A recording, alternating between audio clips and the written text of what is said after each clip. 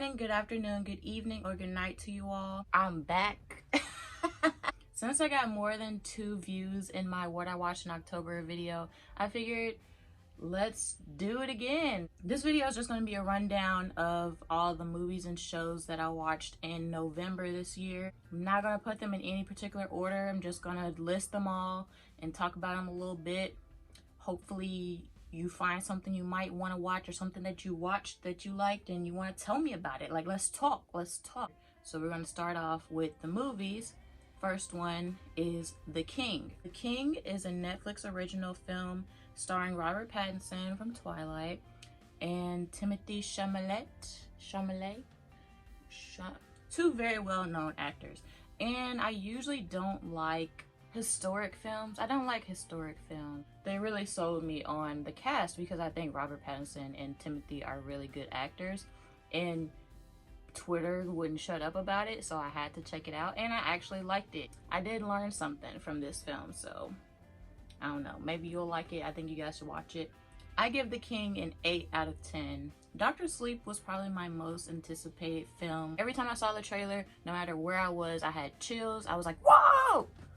Listen! It's coming! I was too excited for Dr. Sleep, and I think that's why it let me down a little bit. I won't say I didn't like it. I loved Dr. Sleep. I got Audible, the freaking audiobook app, for this book alone. And I don't like reading. I swear I don't like reading. I'm not stupid. I just don't like reading. I feel like the people who are big fans of the book would say that it stuck true to the book, but people who are big fans of The Shining would say that it was a letdown of a sequel. How advanced horror films are now, I expected it to be as scary as The Shining was then for us now. I guess it did feel like a Mike Flanagan movie, but Oculus, his film Oculus, and his show The Haunting of Hill House were way scarier than this movie was. This is not a Dr. Sleep review video, I swear. But one other thing is, I even found out about the Desiree. I don't know if I'm pronouncing it right, but the Desiree is a Latin sequence in music that is used in probably like a million films, and I never even noticed it until I watched this YouTube video when this dude is like showing you how it's in The Lion King, Star Wars, it's in everything you can think of, and it represents death.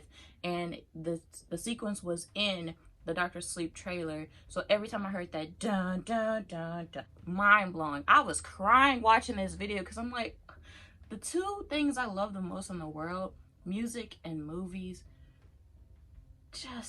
I rate Dr. Sleep an 8 out of 10. Queen and Slim was another highly anticipated film for me this year. Daniel Kaluuya is one of my favorite actors. I went to an advanced screening a week before it came out in theaters for everyone else, and like that week I filmed a video and I was like, I'm gonna tell everybody how much I love Queen and Slim. Once I started editing it, people started watching Queen and Slim, and everybody hated it. Okay, I'm not a sheep. I'm a sheep a little bit. I'm just easily persuaded. I don't know, people say it's a Pisces thing. I have my opinion, of course. I have my own opinion. But then once people whose opinion I trust start explaining to me why this isn't a good thing, you know what I'm saying, I start to think, and I'm like, okay, yeah, I did notice that. Yeah, I guess that could have been better. Oh man, yeah, that did kind of suck. Dang, this is probably a bad movie. And that's exactly the meltdown I've had over Queen and Slim. I did cry in the theaters, and I think that's because I had grown such an emotional attachment to Queen and Slim. I rate it a 7 out of 10. But on Twitter, just type in Queen and Slim screenplay. Those screenshots will have you floored, okay? It is the worst thing I've seen in my life, and I just don't know if it's real. I want to know if it's real. Lena Waithe hasn't spoke out about it. Also, I'm really tired of police brutality themed films. I feel like it's now going to be worse than the thousands of slave movies we have. There are so many other Black stories that need to be told that don't include our trauma. Next is The Witch. It put me in the mind of The Village, which is a beautiful film. I really recommend it. M. Night Shyamalan did his thing with The Village. The Witch is not like your typical horror films. You're not gonna get a bunch of jump scares and stuff.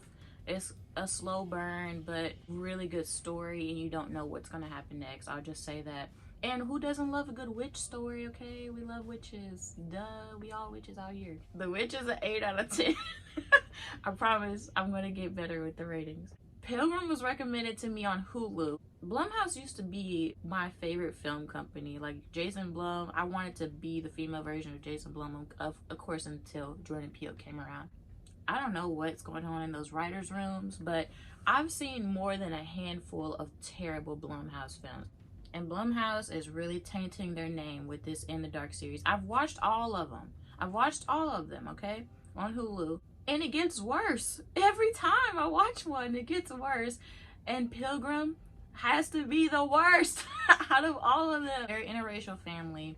The white stepmother, she cares a lot about her image, so to impress her friends, she hires this like pilgrim, like impersonator. They come to your house and give you the authentic pilgrim Thanksgiving experience. A slash fest is what it becomes. And I sat through the whole thing, and I think I lost brain cells. Yeah, that's all I gotta say about the Pilgrim. I give it a 4 out of 10. They put some money into it. I watched Dolomite Is My Name on Netflix. Stars Eddie Murphy, Wesley Snipes, Mike Epps, Chris Rock, Titus. It made me think about The Room and like watching somebody make a really terrible film that ends up becoming great. You know what I'm saying? Like, and gets a cult following. And I give it a 7 out of 10 though, just because it could have been a little funnier. But I mean, it was alright. It was alright. I didn't hate it. Okay. We got another Timothée Chalamet movie on the list. It's Call Me By Your Name. I really didn't feel the need to watch this film when it came out and everybody was raving about it and comparing it to Moonlight. Moonlight was better. That's all I gotta say. It's not a bad movie. Yes, it's gross because it's about a younger guy falling in love with an older guy and that older guy liking him back, which is totally inappropriate. But I like the Lolita movies. That's bad. I know that. They say Call Me By Your Name in the movie, and when it happened, I'm like, because you know when they say the title in the film, there's some spark that happens. But when it happened, I was like, okay, why are you calling him your name? He is calling what? I give Call Me By Your Name a 7 out of 10. Now, here we are into the November shows that I watched. I'm not gonna rate the shows. Let me just say that. I started Dogface. It's a Hulu series. Kat Dennings is my favorite woman. Of all the women, oh my god, please, if you take anything from this video, please watch Dogface. Dogface is so much like Man Seeking Woman, but Man Seeking Woman was ahead of its time. It is one of the most creative and funniest television shows to ever be on the air. Man Seeking Woman was only on for 2 years. It deserved at least 20 seasons. But watch Dogface on Hulu. Temptation Island. I don't watch a lot of reality TV, but when I do, it's only the trashiest reality TV shows. Like, I don't do the Real Housewives. I don't do the Love and Hip Hop, because I think those are way too scripted. You know what I'm saying? Like, I want to feel like it's a little real. Temptation Island is a little creative. The concept alone is just stupid. Like, you're in a relationship with someone. There's like, I don't know how many contestants, but like, there's like, we'll just say 5 couples who go on the show who have been with each other for like a couple years or sometimes 4 years,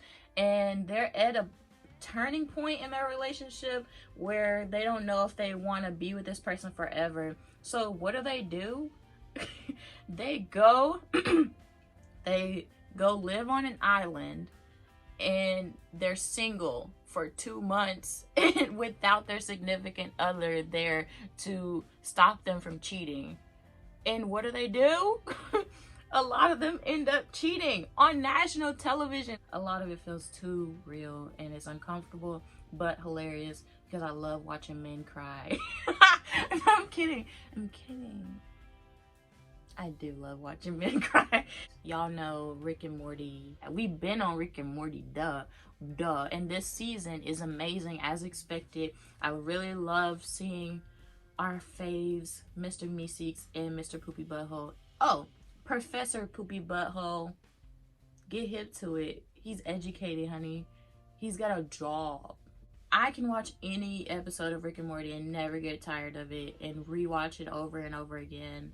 It's just perfect to me.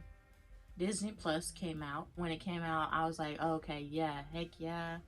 I want to watch all the things. And what did I do? I watched one episode of Phil the Future, and then I watched almost every season of Hannah Montana.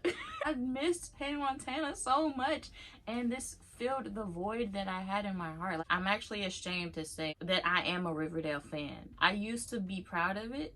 Now all my friends who are left that still watch Riverdale, we're all very confused. We don't know what's going on. We don't know why it's happening. We don't know where they're going with it and why they're going in that direction. I don't know what happened to this show, but I'm gonna stick around for the end of the train wreck. I can't just stop now. It's just like Pretty Little Liars. Like, they get so into the habit of having a twist after a twist after a twist after a twist that the audience is like burnt out. It's like, oh, another twist? Okay, wait. It's like we're being jerked around all willy-nilly and we don't know how to feel about the show anymore. Like, where's the storyline? Where's the story? Can't wait for Jughead to die. I'm kidding. The end of the effing world filled the void that Skins and the Misfits left in my heart for a UK teen series. The end of the effing world is so like beautifully written.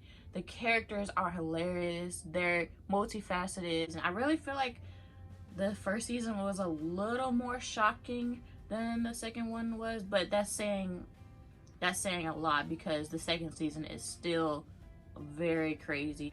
We're down to our last two shows here. Bama Shore is a reality show as well. Like I said, I only love the trashiest ones. They are Southerners. They're wild and in their 20s. That's everything I am. I'm Southern, I'm in the South, in my 20s, and I'm wild. So the very last thing on this list is Dr. Stone. I only started it because someone on Twitter said that it is the Rick and Morty of anime. I'm like the worst anime fan because I've had this long list of animes I need to get to, or animes that I started and did not finish. And I just skipped all of those and went straight to Dr. Stone. And I don't even know if I'm gonna finish it, but I should probably try to commit to it. It's not that bad. It's also not that special, but I like it. So that's all I got for y'all. Hope you enjoyed that. Let's talk about what was on the list that you also watched. What are you gonna watch because I talked about it? I hope my opinions move you in some way. That'd be cool. Like I said, let's chat. Let's interact, okay? What do I say? Oh yeah, like, comment, and subscribe. Peace.